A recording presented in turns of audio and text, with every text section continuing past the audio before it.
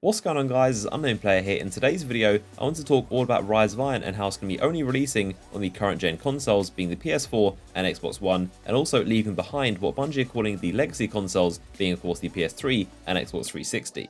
So this in itself I actually thought was pretty massive news. One of the most important and noteworthy aspects of the expansion. It's definitely a bold decision with a lot of outcomes, so I want to make this video to go more in depth about everything, what it could mean for Destiny, and of course I want you guys to comment down below your opinions. I know there are a lot of people that are going to be happy to see Destiny move on, and also a lot of people upset they're being forced to upgrade and it will no longer be on their consoles. So as always, I want to see your thoughts down below in the comment section, and always love reading all your comments to see what you guys think.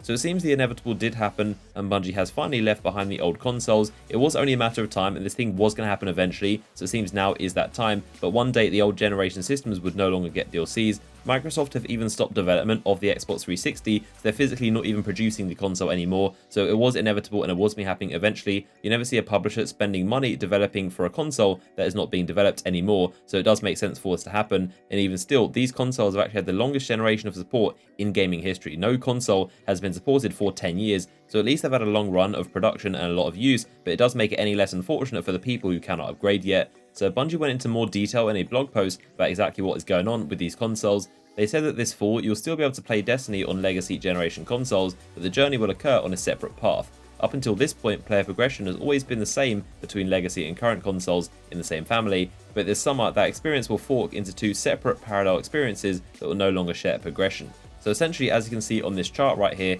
at some point in August 2016, they're actually going to fork and they're going to be on two separate paths. Of course, right now, if you play it on PS3, it'll be the same as you hop on your PS4 account and vice versa. But at some point in August, they're actually going to divert into their own separate paths and it won't be the same. But there will actually be a way to bridge the gap, and they've put functionality in place to enable you to port your character over to the new consoles in the same family. Of course, you can't just bring a 360 character to PS4. It's going to be Xbox 360 to Xbox One and PS3 to PS4, of course, but there is a way to bridge the gap and actually bring your character to next gen.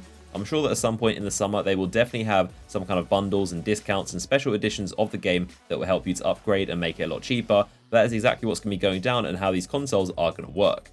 I think the most interesting thing is that they're going to lose a lot of money and a lot of sales, and people will not be able to play the Rise of Iron simply because they cannot upgrade. And the simple fact they're doing this really shows they had no choice and they absolutely had to leave last gen behind, because they're missing out on literally millions of dollars by not selling on old gen, and it's so much more money to be made. So this decision must have been essential in order for them to be okay with losing this much money. I would love to know the percentage of people that actually play Destiny who are on old gen systems. I would really be fascinated to see what the figure is. We can't really do much but speculate on what the number is, but of course we know Bungie are going to be losing a lot of money. They seem to be okay with it, and like I said, it must be for the better of the game if they're willing to make the decision. So in terms of the implications for Destiny and what this could mean, it's mostly all good. Of course, the community is going to be affected negatively in terms of people that cannot buy Rise of Iron, but in terms of the game itself, I can see nothing but improvement in terms of the possibilities. The first thing that I thought of is that Bungie has an entire studio. I'm not sure how many people, but there's a lot, maybe even hundreds, that literally work on old gen systems, and their job is to create Destiny and the DLCs on the old gen systems. They could literally take all of those people and get them to work on DLCs, and that could be more content for us, or even a better Destiny 2 to fine-tune the game more.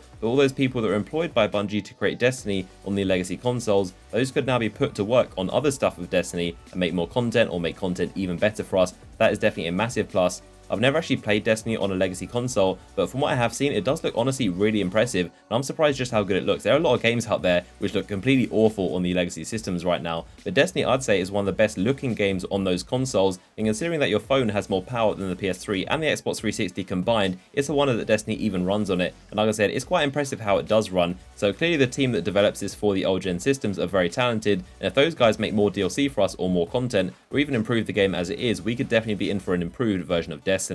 The main thing that we could see in terms of our actual experience on the next gen systems could be more space in general. That includes more vault space, more postmaster space, more character inventory space, just anything that revolves around having space for your characters. And we've had examples in the past of how old gen has physically held Destiny back in terms of the actual vault space. The memory on the old consoles couldn't handle any more icons on the screen, and Bungie wanted all of their platforms to be exactly the same and completely consistent with each other. They didn't want you to go on PS3 and have like 2 pages of vault space, and then go on PS4 and have like 10 pages. They want to all be consistent, so what they end up doing is actually removing the comparison ability to compare stuff between the vault and your character, and that's how we resolved it. But again, the vault space is definitely at its limits on the old gen systems. They're probably going to add even more vault space with the Rise of Iron, and that would mean cutting even more stuff from the old gen systems and trying to see what they can remove. So I wouldn't be surprised if we get a lot more space in terms of our characters and inventories. And another thing that's possible is also faster patches and updates, because working with Microsoft and Sony to push updates and patches to the game does take a long time, so very expensive and very lengthy process, and that also has to get certification for the PS3 and Xbox 360, which is very difficult and adds more time to the patches. So maybe when something goes wrong